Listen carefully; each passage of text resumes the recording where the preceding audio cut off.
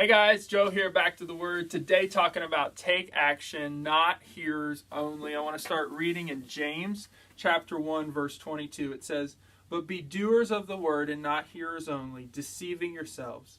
For if anyone is a hearer of the word and not a doer, he is like a man who looks intently at his natural face in a mirror. For he looks at himself and goes away and at once forgets what he was like. But the one who looks into the perfect law, the law of liberty, and perseveres, being no hearer who forgets, but a doer who acts, he will be blessed in his doing." Simple message for today. I want you to be a doer of the word and not a hearer only. James says at the beginning, deceiving yourselves. It's easy for us to think that we're putting God's word into action when we're just hearing it and we're not letting it apply to our lives. He goes on to talk about this man who looks in the mirror and then makes no changes. When we look into God's word, we should be convicted. We should be growing in our Christ likeness. We should be becoming more like him when we're acting on it. But oftentimes we don't do that. What we do is we read God's word, we're convicted of God's truth, but we do nothing with it.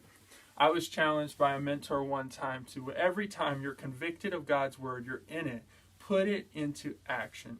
Because if you don't, the next time you're convicted in God's word, it's going to be easy for you to be convicted and do nothing with it once again.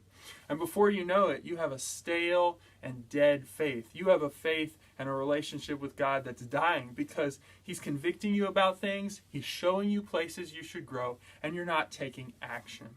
And we don't want to be that type of person. At the end of the verse, we see in the passage that James calls, he says, the one who looks intently into the law of liberty and perseveres, this man will be blessed. That's the type of faith I want for you, and it's the type of faith I desire to have. To not just be a hearer of God's word, but a doer, and to take action. I want to challenge you to do that today, to spend time in God's word and take action. One step at a time. Start a new cycle today. That's all. God bless. See you guys soon.